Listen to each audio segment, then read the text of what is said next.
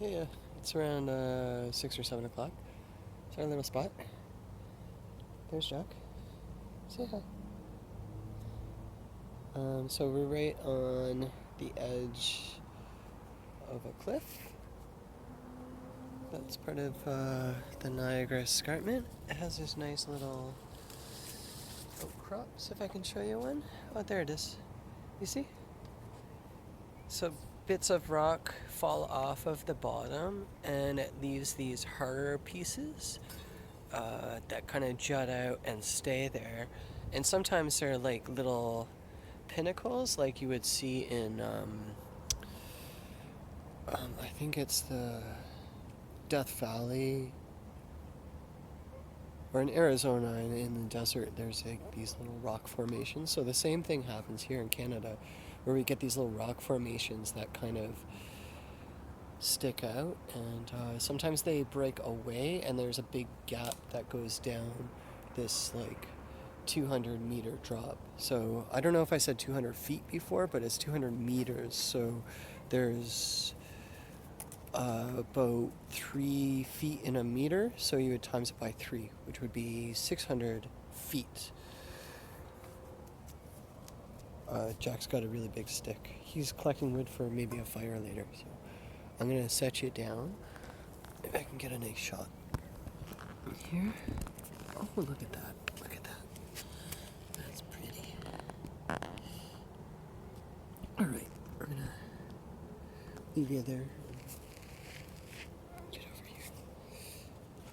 So I didn't bring any separate audio recording, so I hope you can hear me. And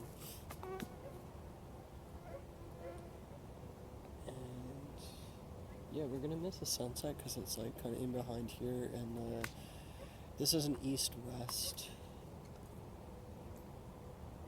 rock face. No, it's not. It's north and south, but we must have it curves back in and around as it heads north, south or north.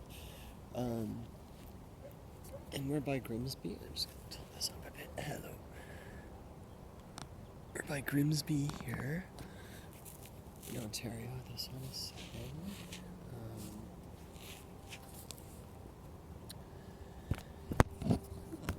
do. Hello. Hello. I guess I can't tilt it without losing the light, because the time of day. Ooh, that was nice. What did I have there? Anyway, I have a little tripod on my camera, but I have nowhere to put it on top of, so I hope I don't shake it around too much, and you can hear me. So yeah, we're camping out on the Bruce Trail on the escarpment, and it's a really nice day. I put on a little sweater because it's a little chilly. Very warm during the day, almost 100 degrees Fahrenheit. About 30 Celsius, a little under 30 Celsius, so yeah, very nice. My back's okay, it's kind of achy, and I've been having a problem with my knee, and it felt like it went out a little bit after we reached the top, so there's that. I was going to talk about something, but I can't remember. Anyway, it's a nice hike, and I'm glad I came up, and I just wanted to show you how the trail is here. So we have lots of rock that happens like this, and this is usually moss will grow on the rocks, and then once that collects enough earth up top here, because it tends to get really windy. I wouldn't usually camp this close to the edge for obvious reasons. You get a lot of wind coming up and hitting your tent, especially in it could happen like late at night or early in the morning, where you're in a situation where you can't move your tent and everything because it's dark. And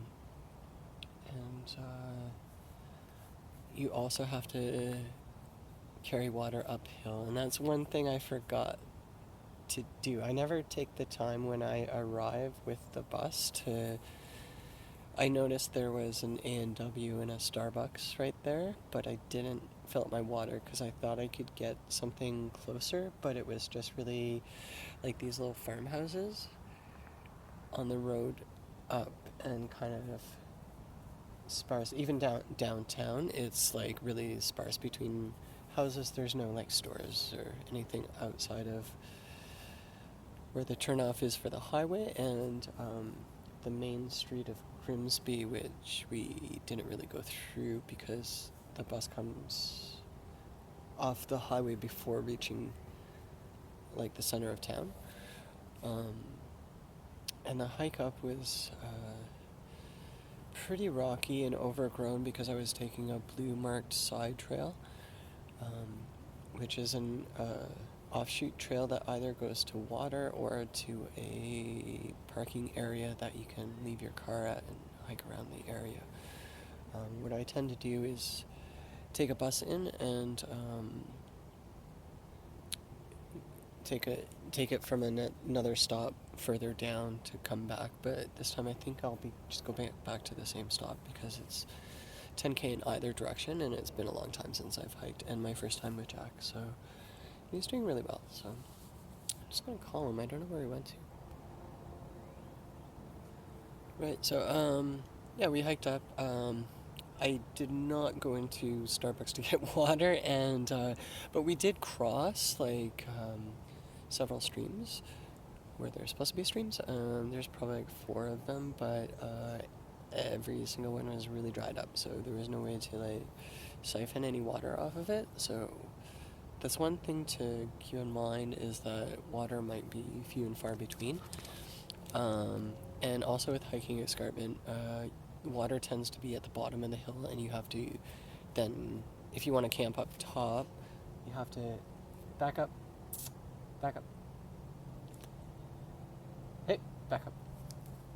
Yeah, you have to carry it up to a location like this at the top of the hill, which means an extra, say I have my 4-liter full, that's like a 20-pound extra that I gotta carry. So I was carrying Jack's stuff, his food, his boots, his treats, his like anything he needs. So on top of what I normally carry, and this is just for one day. And then I was really exhausted. I was like I said, I was drenched in sweat, and it's since dried. Like I have my other shirt under this. Oops.